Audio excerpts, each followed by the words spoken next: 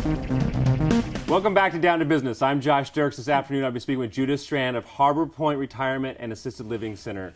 Now, Judith, you told us a lot about kind of how the industry, where the industry stands today, kind of what you guys have done and what Harbour Pointe means. And we talked a little bit about the unique challenge you have in marketing. You're kind of going after two demographics, that person that's 65 and older who might be, you know, average age of 83, that's in the retirement community today, might be a depressionaire, so not as tech savvy necessarily. And then you talked about the boomers and the flux of boomers that are coming in. They're starting to look at this. They're looking at it, as you kind of talked about, as the cruise generation, seeing this as an opportunity to give them a little less responsibility with a little bit more fun, if you will. But they're also adopting new technologies, playing with iPads, sending text messages. So getting to them can be a little bit more challenging than the older generation, if you will, a little bit. So we at Down to Business kind of took a look at everything, looked at kind of some unique ideas for you, and I want to run a few of these by you.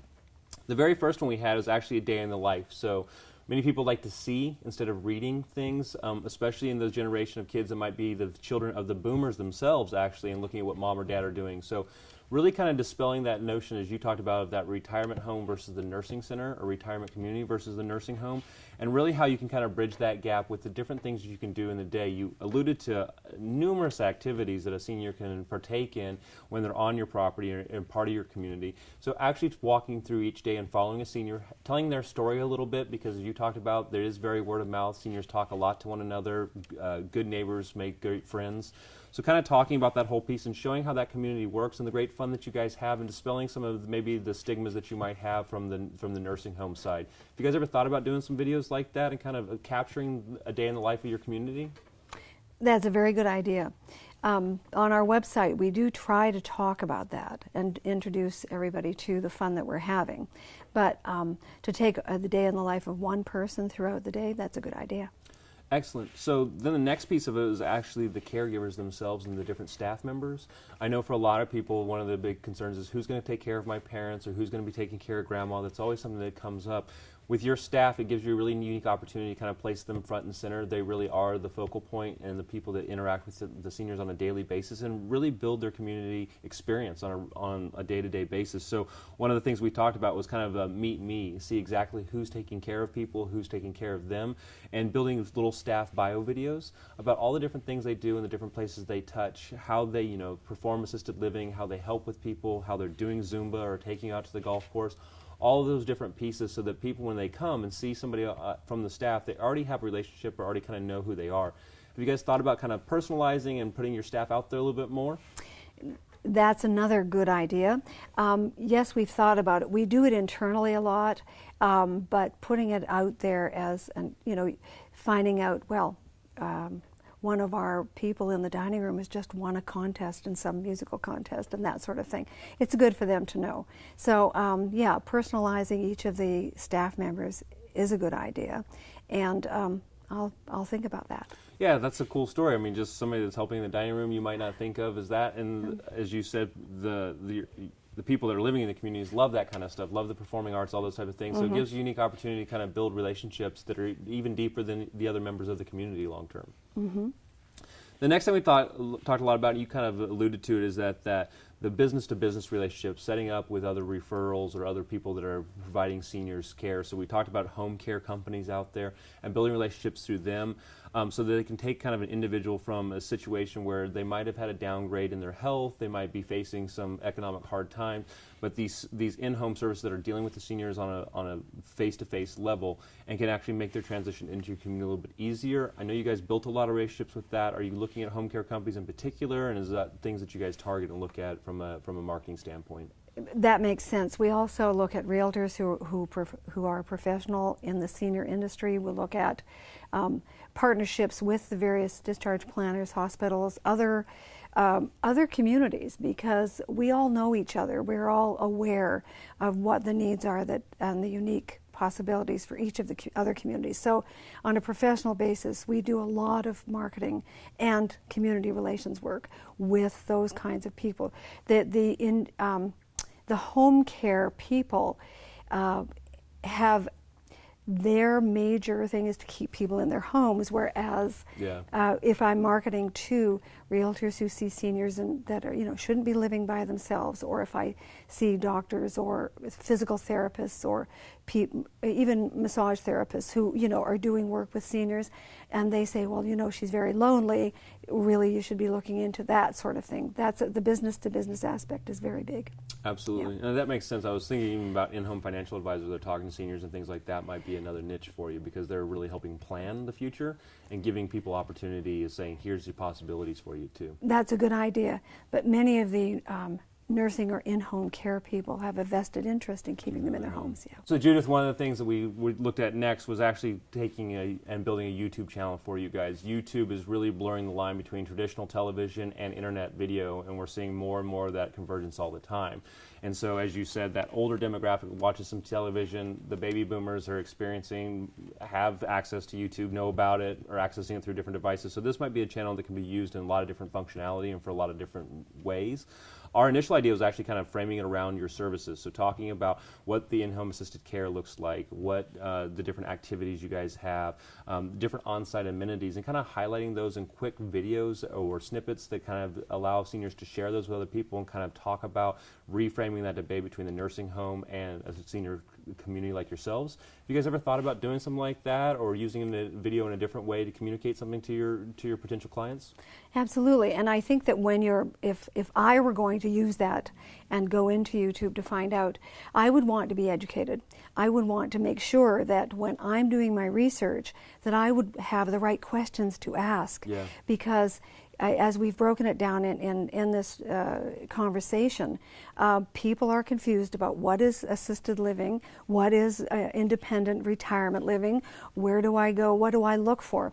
So I would look at it from the aspect of what do I want to know, how can I make sure that I'm asking the right questions, what do I want out of the retirement experience. And so if you've really got to think of what you have to deal with.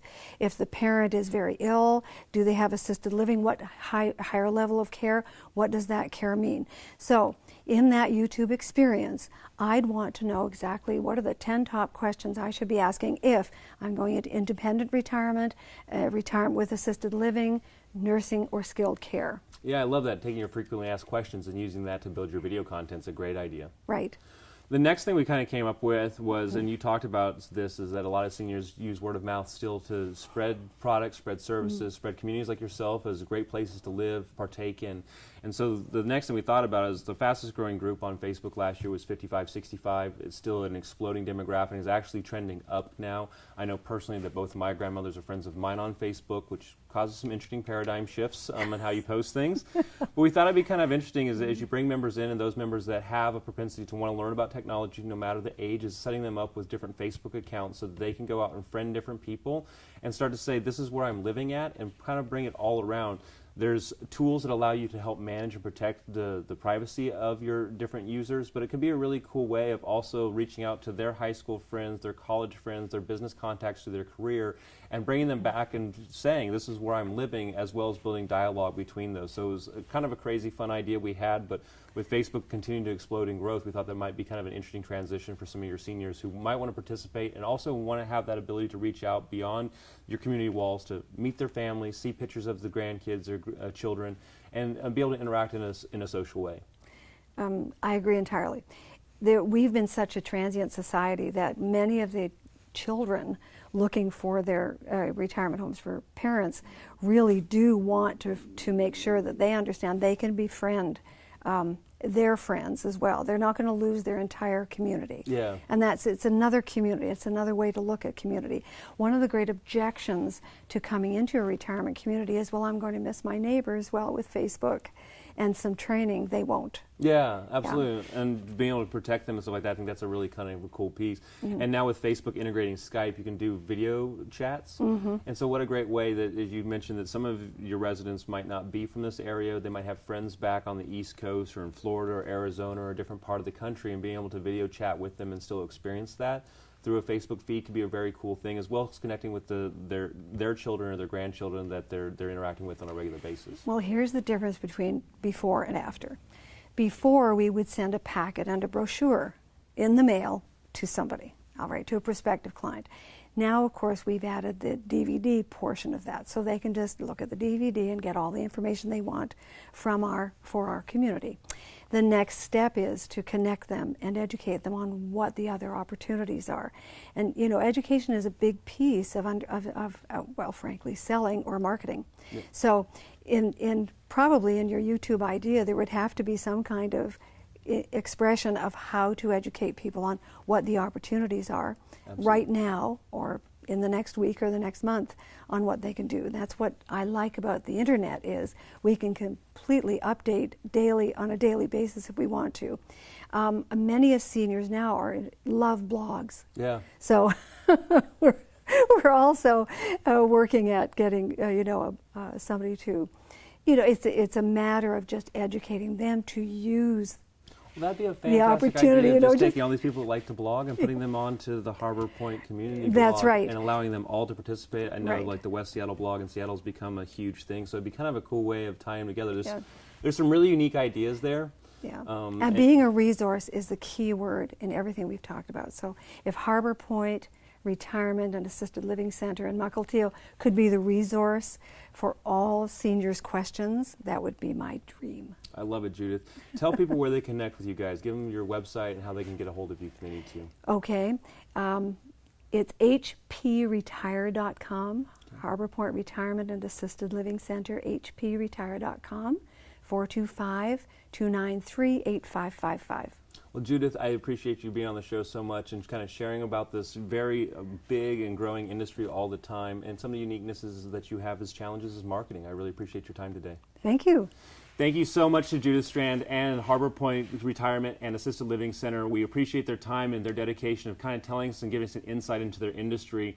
At Down to Business, I hope we've given you something today to help better market or brand your business or company. I'm Josh Dirks. Thank you so much for watching.